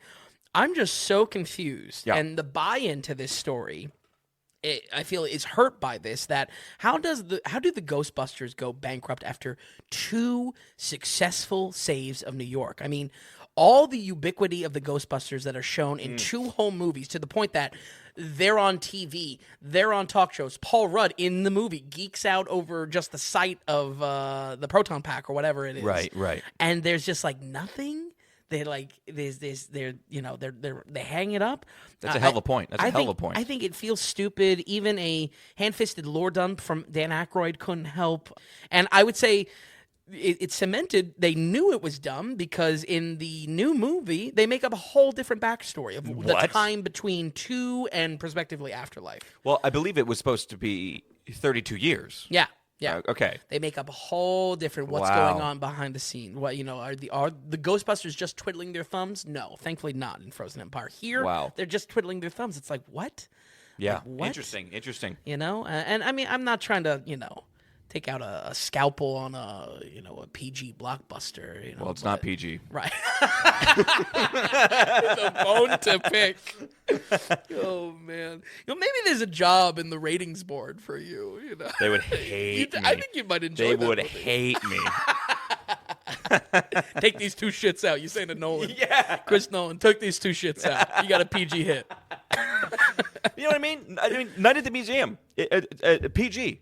I've been a while since you've seen it. Goosebumps with what's his name?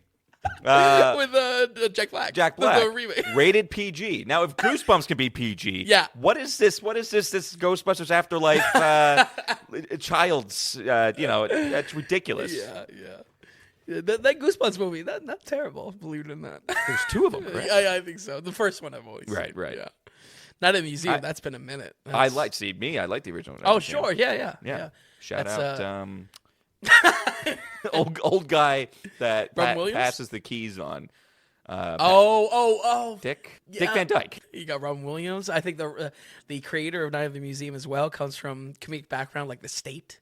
Oh, nice. Yeah. So Dick Van Dyke's still alive, by the way. 99 years old. No way. 99 years old. 99. Mm-hmm. He looks it. Well, yes, but no. I mean, he still exercises. He's in. He sings still. I love. You guys say he stings. What was that show? He had like that Murder She Wrote show, and it was him and his son. Oh, did it? Loved it. Loved it. Daytime TV. Daytime TV gems with Tom. Any lasting notes on Afterlife? He's ready to move on. Dick Van Dyke has not touched yet, thankfully. Yes. I would say By the time I finished this one, it finally hit me what this movie week was. It is nothing like my experience with Indiana Jones. Instead, it is everything like I experienced with Jurassic Park. The same original novel ideas trampled upon again and again, all ending identically in a razzle-dazzle. Replace the T-Rex scream with the mention of Gozer, and you have your revived blockbuster franchise. We're going to go ahead and give Ghostbusters Afterlife a 51. Oh, my God. Really? You liked it? I don't think that's all right. That's fair. I mean, that's cool that you liked it.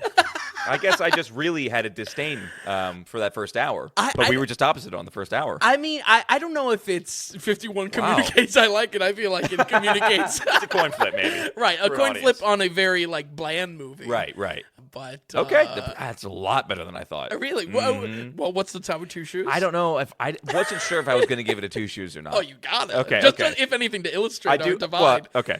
I did have one just in case. In case I wanted to pull it out.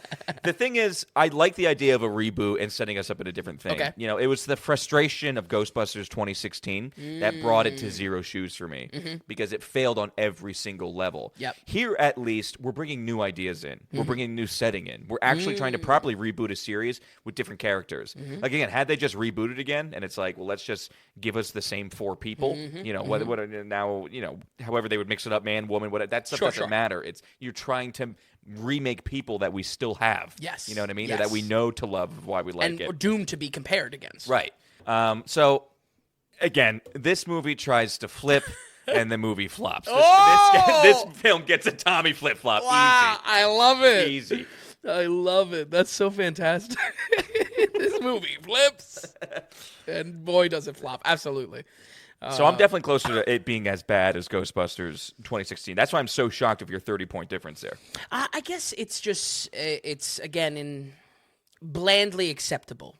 VFX. Yes. We didn't really touch on it. Blandly acceptable. Blandly acceptable is perfect for the film. I think I had a unique dislike towards the lack of awareness of the audience, Yes, I think. yes. So I think that's good. And blandly acceptable, 51% is like it to a T. Absolutely. Excellent, Vin. Okay, all right, folks. So before we begin, oh, by the way, you heard about the Jurassic Park reboot, right? No. So it's going to be it's going to be a Jurassic World reboot apparently, and they're still in talks who's going to lead it. But Scarlett Johansson's name has been thrown around. Interesting. And Chris Pratt again, of course. Maybe, I don't know. We'll see. But way too soon. It might way too absolutely. soon. We just got over that. I mean, say what you want about Dominion or whatever the JW3 was. Such a bring all the cast back and the finale, if you will, second finale. It's shocking how it's just like, what? Come on, where's the original story? Anyway, so before we get to our last film, our now in theaters film, folks, want to remind people that we are going off the value for value model. Folks who have been listening know what the deal is. If you're new to the podcast a little bit, you're not going to find advertising. You're not going to go on the website and see pop-up ads. You're also not going to see subscriptions or paywalls. Like you have to pay to play, have to pay to get a little bit more content from us. We also don't have a Patreon for that reason. We don't need you to force you to give us $50 in order to get all the actual content we have to offer. It's the value for value model. So do you enjoy the podcast? Do you tune in every week or here or there and you just have a good time listening? Do you go to the website, checking out, what do I want to watch tonight? What's good? What's bad? And you're using the website? All of that's kind of value in your pocket. That's value to you. And we ask, can you give value back? And it's through monetary support. So you go to thedailyratings.com, you go to the donations tab, and like I said, through monetary support, you can show whatever value. You want to give $4, you want to give $50, you want to give, $333.33. It can be whatever amount you want. Everybody's financials, they all got their own thing going on. We do have some set fund donations, but at the end of the day, you're getting value from it. What value is that? Peg a number to it and send it our way. When you do that, you become an actual legit producer of the Daily Ratings. So you'll get a shout out here because it's the producer segment. We will read your producer note, whether it's questions, comments, critiques. You send that in along with your donation. You also get a mention in the show notes on the website and the podcast as well. So that's how we're kind of structuring this. As we grow and grow, which we do see the numbers, it's awesome to see. We know that people are continuing to like it, and new people are coming, which kind of means the world right now because we're just trying to build up an audience. Yep. But we're just laying the seeds right now, the value model on the podcast, and so we just say it every week. Are you getting value? What value is that? And we appreciate it so much. Become a producer. Go to thedailyratings.com and head to the donations tab. Okay. So we do have a new release, but we're not going to touch on the movie yet. Okay, so Vin, we have an announcement. We need to take the Vin's already laughing. This whole thing was supposed to be a surprise for Vin, and then Vin all of a sudden goes, "Hey, you doing that today? Are you gonna do that?" And I was like, "Yeah, I'm gonna do it." Let's just get into right before we get to the movie, just something we got to cover first. Okay. Oh, shit. Yeah. Whoa. He goes, yeah. What's going on? It's time to announce Tom's birthday movies. Wow. Who was that? Was it an AI voice? That's exactly what that was. That's correct. It was a cheap free AI voice that I did at the very last minute. Okay, it's time to announce. Sounds like the guy that made Tom's our website. birthday movies. It's like does Tommy not. Tolly It does Wally. Not sound like Colin. Time to announce Tom's birthday movie. Again, that all was supposed to be for you, Vin, but you really nailed it before we started recording. Yeah, I spoiled it. Okay, let me grab my notes here. All right. So last year, if you're a new listener or you didn't catch the episode last year, People probably don't know what's going on. A lot of new listeners this last year. Maybe I'll intro this a little bit. Tom's birthday is on the 9th of April. He's slamming things. Oh, sorry. We did a week. Actually, that was our Super Mario episode that he picked for. This year, we're giving him the full 5 slot. Full 5. And I feel like conceptually, I'm very excited to see what you're going to pick. He has me as a hostage. Correct. Just like last year, the power is really gone to my head. I take this so seriously because, okay, let's be honest. So we covered, last year in 2023, we covered, 255 films, something like that, 250-ish films. And, I got to choose 4. You threw me a bone on my birthday. I appreciate it. And I get to choose 5 films. No matter what, you have to watch it. No matter what. No matter what. It's unbelievable for me. I need to write these down. I scrapped 2 ideas already. Okay. So I scrapped... My first idea was I was going to start with the 30s, and I was going to do each... I don't know if I talked about this. I was going to go each decade, and then whatever the number, and then the box office. Okay, like most successful of the decade? No, I was in the third. So start with so for the 30s. So weird. It was unneeded. What? Third in the box office? It was going to be the 3rd most successful film in the box office of the 30s. The 40s, the 4th most successful film of the 40s. The 5th. That's how, that's me, though. Right. That's how, That's wild. So I scrapped that. Then I was going to get, I think I definitely mentioned this on the podcast. I was going to do a Bart the Bear film study. Yes, right. Which I actually kind of love. Still love the idea. Yep. The thing is difficult because I can't pick, people will notice there are no Bond films on the site yet. We have some rated on the master list, but that's going to be something in the future. That's going to be specials. Exactly. I can't touch that. Yep. I don't want to I didn't do John Wayne last year. I mean, Christ, we covered one John Wayne movie so far, and he gave it an 84. So it's like John Wayne movie. Santa brought everything I wanted for Christmas and a little bit of my birthday. But when you said this year our Western month is July, yes. And when you told me this, and folks don't know this, but it was like in February, you were like, "Hey, there's so much John Wayne. I think I'm going to make that more of like John Wayne Western month." Yep. I mean, talk about everything I've ever wanted in life. Okay, so I don't need to cover too much John Wayne. I didn't know he meant that. So okay, so Tom's birthday. Yes, 3 of these movies I have had picked for 6 months. Wow. I would say. Wow. And I've seen all of these except for one and watched some of these multiple times, especially recently. Okay. I'll start with newest to old, we'll go? Sure. Okay. So the first one we're going to do is a 2018 release. Okay. And I really locked this down after you did Jodorowsky's Dune, which is a documentary on a Dune film that never came to light. So we're going to jump back to 2018 because it's very new, first of all, and shockingly not covered. We're going to cover They Shall Not Grow Old. Okay. Peter Jackson's World War I film that won an Oscar. A lot of people said it should have just won for Best Picture. Wow. It's known as being incredible. And a feather in the cap for Jackson, too. Right. Feather Cap for Jackson. Absolutely. We love our World War I Great movies. pick. Absolutely. So They Shall Not Grow Old. 2018. And honestly, last year you chose as far as like the newish lot was He Won't Get Far on Foot. Yes. Which is a great movie. Great Great movie. pick. Yeah, great movie. Terrible name, but very good movie. Don't worry, He Won't Get Far on Foot. Yeah. Tough movie. Good movie, though. Next, we're going to jump back, and this was a contender for last year as well. We're doing 2006 Blood Diamond. Oh, yeah, that's right. It is time to do Blood Diamond. We need to get the Leo accent. Oh, that's fantastic. And I look at it. You can look at it as a Jennifer Connelly movie, if you love Jennifer Connelly, but Jennifer Connelly is in it, and she looks amazing. Right. Blood Diamond I think 06. you're admitting something. Always love that movie. Yeah. Always love that movie. Okay. All right, love it. Our next three, again, have been picked for a while.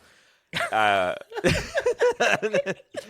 not crazy. I actually did way not as crazy as last year. Okay. We're jumping to 1993. We're doing The Fugitive. Whoa. Okay. 1993 Fugitive. It's not covered. We got to cover it. And secret St. Patty's Day movie. So we're kind of close to that. Yeah, sure. Okay, so 1993, The Fugitive. And now you're laughing. Okay. Now we get to our next two, and I almost have to apologize because I forget what movie it was. I think we covered it in the beginning of the year because these were set in stone. I mean, I watched these already. Watched one of them twice by the time this happened. And I had always thought that you really had respect for courtroom dramas. I thought and then we watched one, and you were like, you know me, I don't like court dramas at all. I forget what film it was. Right. But to me, I just feel like maybe you haven't seen the right ones. Yeah. Like the Kane Mutiny, you were looking forward to it. Thought you were going to get this, like... Bad. And hated it, 39. Yeah. Notoriously.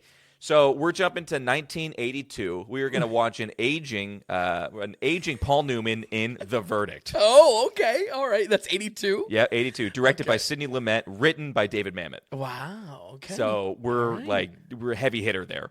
Watched this film 3 times already. 3 times? Yeah. Wow. I think the hate of courtroom drama, it was Kane Mutiny. Yeah. Anatomy of the Fall was recently, but what was why can't I think of it? There was something. We watched it with Tom Cruise. You Can't Handle the Truth. What is that called? Oh, I thought you thought that was okay. Yeah, it was. Man of it Honor? was. Yes, Man of Honor. We did cover it randomly though. Okay. On like a year 1 episode. Yes. Yep. I could have sworn though that there was something like 3 months ago where you were like, you know me, I don't like courtroom drama. And I was like, oh my god, he's gonna be upset because the next one. Yeah, what are we going back always the 1910? No. Because this last one is the Battleship Potemkin slot that you had to do. We are doing research in the USSR and the Bolsheviks revolt. 1959's Anatomy of a Murder. Oh, okay. Which was the inspiration for Anatomy of the Fall? I think so, at least the name of it. Okay. Anatomy of the Murder. So here's my thing. I watched The Verdict, and I was like, you know what? Let's find some courtroom dramas for Vin. So Anatomy of the Murder is very high regarded as one of the best courtroom flicks. Okay? So that may be interested. Yep. Plus, on top of that, it's our something 50s. Yep. Because I want to do something in the 50s. Right. Which, if you know the podcast, it's, Right. notoriously the 50s are not good. Tarantino says it. Vin says it. Yes. So we like to go in there and find the nuggets. Yeah. But what 59's good, What though. made me press play, I'm looking at it and it's like, okay, do I make this? Do I want to watch this? Do I not? Oh, play. Supporting actor, George C. Scott. Oh, yes. So right away. I was expecting all 5 of these to be George C. Scott. Oh, really? Yeah. Well, Paul Newman, I mean, you and I both are on a Paul Newman. We're on a Newman high. Yes, big time. So let's keep it going. That's a 5 then. Yes, that's 5. Wow. It stars Jimmy Stewart. So we have Jimmy Stewart as a lawman, or as a lawyer, which we also saw in 62's Man of Liberty Valance. Yes, absolutely. But the cherry on top, the movie starts right there in the opening credits, Vin, and I'm saying thank you. Okay, Vin might hate the movie, but I know he might like things about it. The music for the film is done by Duke Ellington. Oh, very interesting. Yeah. Okay. And I got to tell you, watch this twice. I feel like I got to sell it a little bit because it's 2 hours and 40 minutes long. It's a long film, but... I like this list. Don't get me wrong. Okay. You just need to... The Fugitive, I don't know. Really? Iffy on The Fugitive, then? I don't know. You want to replace it with A Bug's Life? Because A Bug's Life was on the chopping block. Right. No, we're doing The Fugitive. Yeah. Because we need to get some good... What's his face? Harrison Ford. What's his face? Because he's on fire right now. But with I need us. You're right, back in the 90s. Yeah.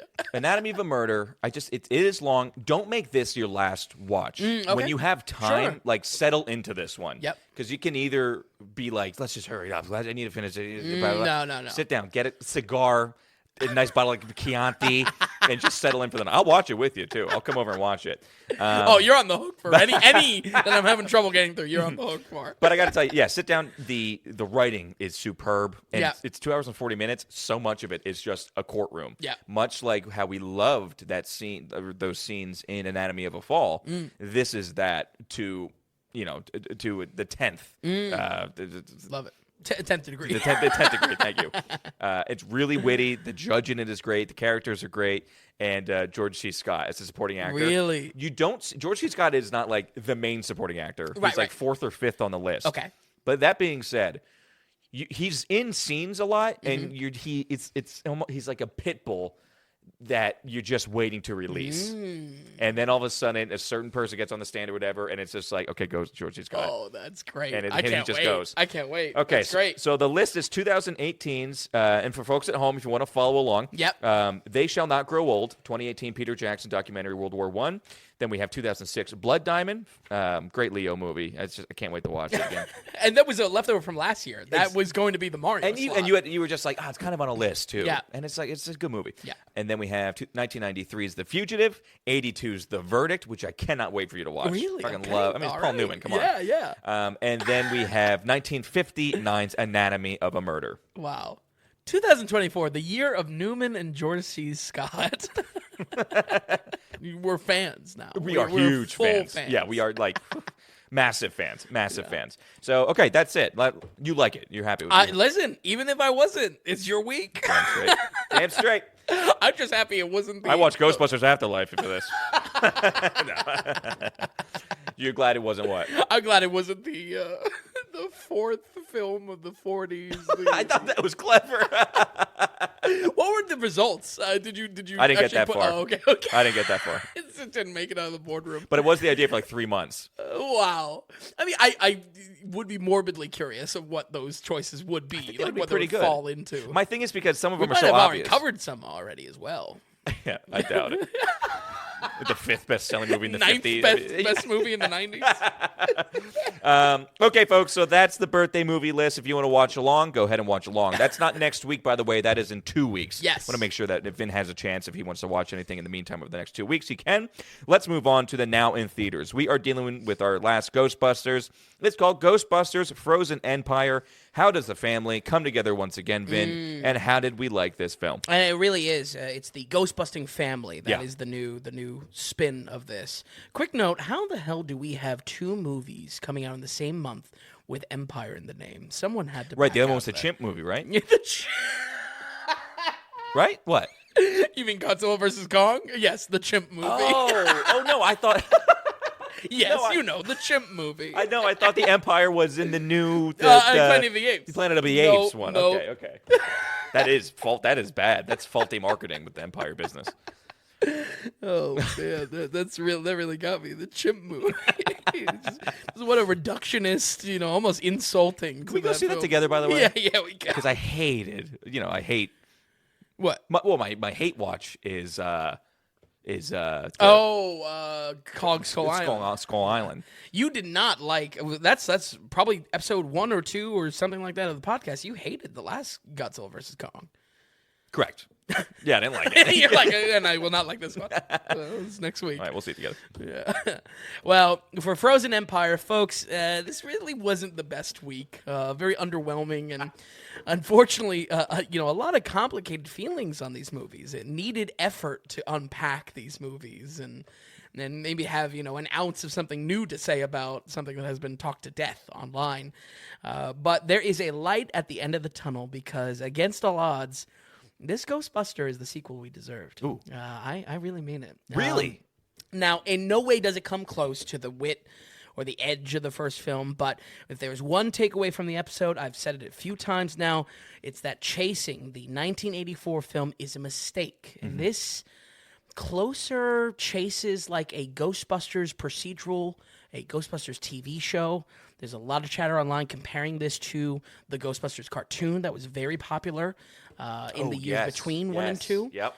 Well, there's your 5 years, by the way. True. Our director, Gil Keenan, as we mentioned, is writing on the last film. He doesn't have a great track record, if I'm being honest. No, he does not. A limited one at that. This is only his 6th film. But he swaps with Jason Reitman for the director role. Yeah. To me, it seemed like this new branch of the franchise is really a product of both of their collaborations. Maybe a little... They're both co-writing again on this. Exactly. And they both co-wrote on the last one, yeah. Yeah, I wouldn't mind researching how far that collaboration goes back, but seems like a good collaboration. And I think it's key to why this works. It feels like it finally does the series justice and builds momentum into going into the story. I won't skirt around it. This is not getting good reviews, Frozen Empire. I think everyone, in addition to my issues with all the previous movies' reviews, are looking at the wrong areas. This is cartoony in a good way, first of all. Like if Ghostbusters and Men in Black had a baby, making actually utilizing the ghostbusting world and developed the world. My elevator pitch here is that this was a fun romp in the ghostbusting world, and with a Monster of the Week style story that avoids the expectation of being as good as the original. This is kind of intentionally shooting as a side mission, a side story. Monster of the Week story as well is what kind of points to the fact that this is not like a world-ending threat like they're always trying to tackle with Gozer and Zool. This is just kind of like, a really dangerous ghost, but one of many ghosts that we see busted in the film. And I can't tell you how that strategic sidestep to actually tell a sequel, maybe with the understanding that it's not really shooting to be the best or better than the original, was such a breath of fresh air. It's trying to pave its own path a little bit. I'm sure it's leaning on heavy on stuff. It definitely still is, because you definitely get like the new and old team. You get the Ghostbusting family, and then you get obviously the nostalgia of pulling back everyone's That's what I wanted with the 16. Really? With the 16, well, yeah, pave your own path. If you're doing a reboot. Yeah. Absolutely. So, Ghostbusters Frozen Empire does correct one aspect from Afterlife. We are back in New York, baby! We jump knee-deep into an established world with the New Spangler ghost-busting family, a.k.a. the family that busts together stays together. Well, what do you give that joke, Tom? Give me your quick 1 out of 5 on that one. The family that busts together stays together, because I almost laughed in the theater when I thought of that.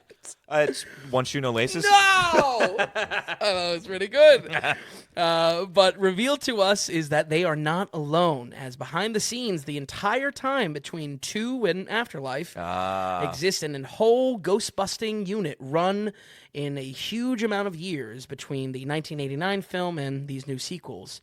Prior Buster Ernie Hudson has been running a secret unit all along, and right off the bat, I gave a big sigh of relief as this clears up my lore issues about the last film and kind of the continuity of it. Yeah, I'm cool with all that. And thus where this kind of Men in Black aspect comes from. There is once again, an excitement to discover that, wow, there is more to even the ghostbusting world that we're coming across. Right. There's more tech. There's more ghosts. You're in a secret society in a bit of a different world. Exactly. It's like John Wick stepping into the sure. the life of an assassin. Right. These type of reveals, that's what I want out of getting some life in a sequels, especially how many sequels have really tried and completely failed. Yep. So I really enjoyed the time jump to get us right into the prime of ghost busting on the regular. There is no startup needed, and especially compared to the 1989 sequel, doesn't manufacture problems in the script that were more importantly solved in the previous film. It tells the story of what is only covered in montage, the day-to-day busting. And through this, the fun heydays of the team is doing what they love. And we're seeing them in, ghost busting on the regular. And I feel like that was just working so much better than just trying to rehash the same story. That's all you've been asking for 5 films. Right, That's all literally all you wanted. I just want to see the ghosts. The story and world building, it's just finally able to get away from that same villain and the same progress towards larger concepts, but not actually using that as a springboard for the next film. And the reveal of this larger ghost-busting core puts both audiences and characters in a fun mood of discovery. I feel like this film had excitement. The script was actually filled with moments that characters give a damn, where just so much was, again, pulling teeth with previous films. Yeah, one thing we didn't mention, and I can say this for the last one, certainly for 16 reboot, the stakes were there. Stakes were off the table. Things that they tried, feelings that they tried to push onto the viewer, not happening. Right. So at least maybe that's nice if you're saying that it felt like maybe there was some danger at least. Yeah. I mean, not even so much danger. It's more so that it's a story that's fresh to characters and the audience. Okay, gotcha. You know? Yeah. And don't get me wrong, there is plenty of nostalgia still shoveled in our face with this. You know, I'm not saying that this is anywhere close to better than the original. I'm not saying that this is a must-watch. There's still a lot of issues here, but just in concept, in the screenwriting of how to make a sequel, I feel like this one really did it well. I would like to experiment and reward longtime listeners of the podcast by kind of condensing this take in daily ratings terms, if you will. I feared that this would have the same problem as JW3. We mentioned it earlier in the podcast as well, that there are two camps of characters competing for the same story, and it comes out just like a mess. But in fact, this pulls a JW1 and advances the world in a fun, imaginative way. Concepts are iterated upon, and instead, it avoids trying to recreate the original and progresses into something a little bit fresher and new. That's where I stood on kind of the intended sequel of going from Jurassic Park 1 to Jurassic World. Right, yeah. And I feel like we have a very similar case here, at least as far as my feelings on how the script works and how ideas are presented to the audience. Okay. That makes sense? Okay, absolutely. Yeah. I was impressed in a few areas, actually. This movie has a little bit of style. There is a semi-retro color palette to it. It's almost like they took the color palette from like the beat up Ghostbusters uniform, and like that's the like there's a little bit of like a tea or coffee tinge to the screen. Okay. I think Frozen Manhattan is a visual concept that really comes to life, even if it's just used for that blockbuster razzle dazzle. And I also enjoyed the use of drone shots for the first time in like 4 years. They usually do not work. Yeah. Here, they're kind of used as a swooping perspective of a menacing spirit. And I'm telling you, these drone shots, they were the first drone shots I've seen in, again, like 4 years since drone shots have really started popping up. Yeah, that I was like, it's like god awful. Well, that's kind of you know, a good use of it, at least. So sadly, I feel like this takes a hit where no other film in the franchise had. My note is very simple. Oh no, how is the CGI worse? Really? Because CGI bad. Wow, they bumped up the budget on this one too. Yeah, I more don't ghosts, understand. I guess. Yeah, maybe. That's a shame. It really is a shame. Where if there has been one takeaway from this week is that these films support and are wonderful examples of interesting visual effects, whether they age poorly or not. Right. A perfect example is the library sequence in this, where cop cars pulling up are full CGI, and then the rubble of the battle feels less than weightless. It feels horrible as it hits the area, hits the cars. There's just no weight to it. I completely understand if returning to film in New York is difficult with how much action they want to put in this. But I would rather the action change in nature if it's going to look like crap. I really did not like the CGI in this at all. Wow, that sucks. That really sucks to hear. After 4 movies of saying, yeah, at least the CGI is good. I don't know how it happens. I think it's illustrative of the industry. It's illustrative of the overwork for these artists. I think they had $100 million budget, and this is a much, much bigger film probably than Afterlife. You're in New York. Yep. You're already having a lot of CGI going on there. The cast. And you have more. My biggest thing with Afterlife, no ghosts. Yeah. This one, it sounds like tons of ghosts. Yeah. Right there, you know? Yeah. That sucks. It does. And I really spotted it right away with the very first scene is they're chasing like this like frost dragon or something like that. didn't look quite right.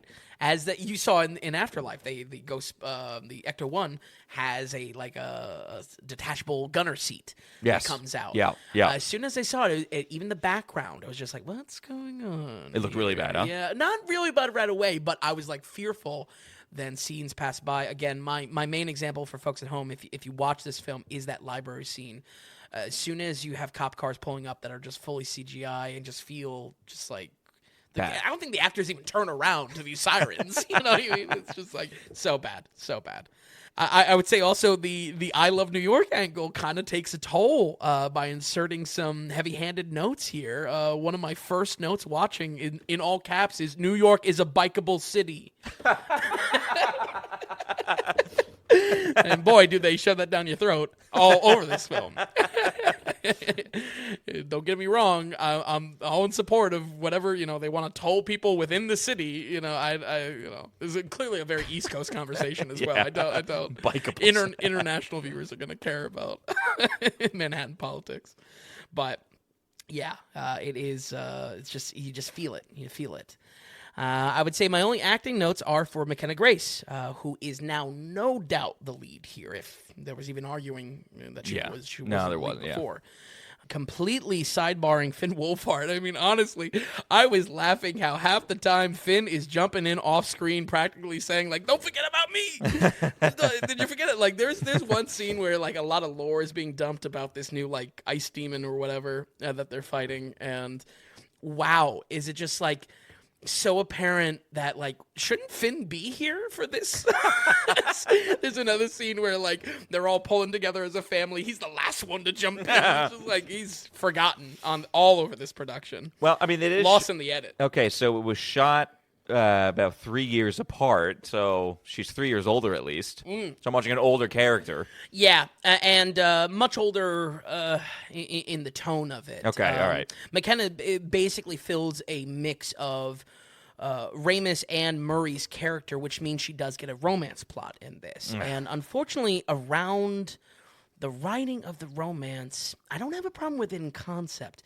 The writing is just, again, really poor. I don't understand how bad rom-com elements find their way into these sci-fi adventure family movies, Without spoiling too much, the tone of how this character speaks is, I hate using this word, really cringy. Not to mention the setup of the romance feels washed out, being a tired ripoff of tropes and everything from soap operas to Hercules, like Disney's Hercules. The shame of it is, once again, I thought McKenna Grace was pretty solid in this, and if she is going to be our lead, captures the pro kind of nerd energy that Harold Ramis had. Right. That they're kind of sneaky. That they're kind of their comedy creeps up on you, and you get a laugh out of them when you don't expect it. With that, but I'm hoping this can be a platform for her to get more kind of developed ideas rather than if she stays in this blockbuster space. So, acting wise, there is only one person I want to talk about as far as praise, though, and it is Patton Oswalt. Really? Yeah. He was absolutely a show stealer in this. Oh, yeah. Patton Oswalt kills it in this movie. He has a scene that he goes over all this, like, esoteric ghost lore and straight up outdoes Dan Aykroyd at his own crazy game in the same scene with Dan Aykroyd. It was unbelievable. That surprises me. Absolutely the best scene in the movie. My pitch for this is that a flashback to that Star Wars filibuster scene from Parks and Rec, and I'm telling you that this is the cinematic payoff of that scene. Okay, all right. I really did love it though. Best moment of the whole film. Wow, it was great. I did not. That was not on my bingo sheet. That one, my bingo card. Yeah. Okay. Like I said, I mean, when it comes down to this, is this the most mind-blowing sequel? No, but I think it's also intentionally shooting lower. Like I said, we need to create a compilation of alternate sequels. It's Jurassic Park into Jurassic World, and now I'm saying it's Ghostbusters into Ghostbusters Frozen Empire. I understand as a non-fan of the franchise, that might sound a bit blasphemous, but I would challenge any diehard Ghostbusters fan to think of an answer of what is the better sequel besides not making a sequel at all. Many issues pepper this film in the sense that Many issues peppered the entire franchise, even the OG, but that's far from unusual for the rest of its peers. And I finally think that this sequel was able to fit into the blockbuster role again, even if no one will be in the theaters to watch it. We're going to go ahead and give Ghostbusters Frozen Empire a 64. Okay, 64%. That's creeping into. That's a good movie. Yeah, that's a relatively good movie. I had a lot of fun with it. And again, like we were talking about before the recording here, I kind of wanted you to see it just in the sense like you can appreciate good like popcorn movies, and this I feel like hit might just be mine. A good mix of having fun with ghosts. Again, the pitch is Ghostbusters meets Men in Black. I think that I like that, and it sounds like just the fact that we start off and if we're catching and busting a lot of ghosts. Yeah. That's what I want. Right. You know what I mean? That's what I want. If the kids are a little older, this was probably the film for me to watch. Mm-hmm. I like that. Maybe I'll go see it, and it'll just be funny. I watch all the 3 new ones and have like no interest in the OGs. I think a very me thing to do.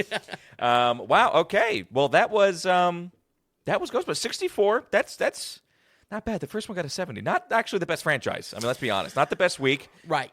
You know, you weren't having a barrel full of fun, a barrel full of monkeys, or whatever.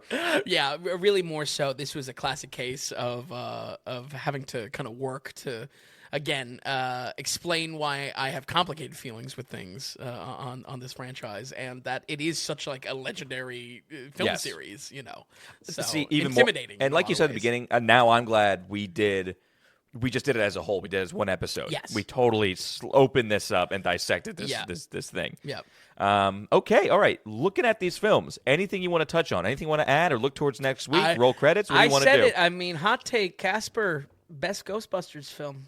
Yeah. I'm putting it there. Okay, all right. I'm putting it out there. Okay. But no, we got a big catch-up week this coming week. Basically everything in March that we did not get to yet. So probably is going to be 5 movies.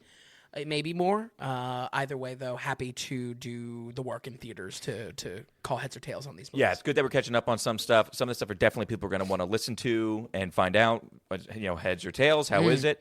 And it's good. 2024 is now kicking in. And it's going to be a lot more new films coming in after this, which is awesome. Of course, the week after that, we're doing a birthday week, which is all old films. But we're getting into some exciting stuff for 2024. Vin, thank you so much for watching these films. Thanks for stopping by here tonight. Folks at home, we're going to run it down one more time. We have the original Ghostbusters with a 70%. Ghostbusters 2 with a 39. Ghostbusters 2016, Vin gave it a 21. That's got a 0 shoes. Ghostbusters Afterlife with a 51% and a Tommy flip-flop. And then we have newly released Ghostbusters The Day After Tomorrow. Ghostbusters Frozen Empire with a 64%. Folks, thank you so much for listening. And as always, we will see you next week on the Daily Ratings Podcast.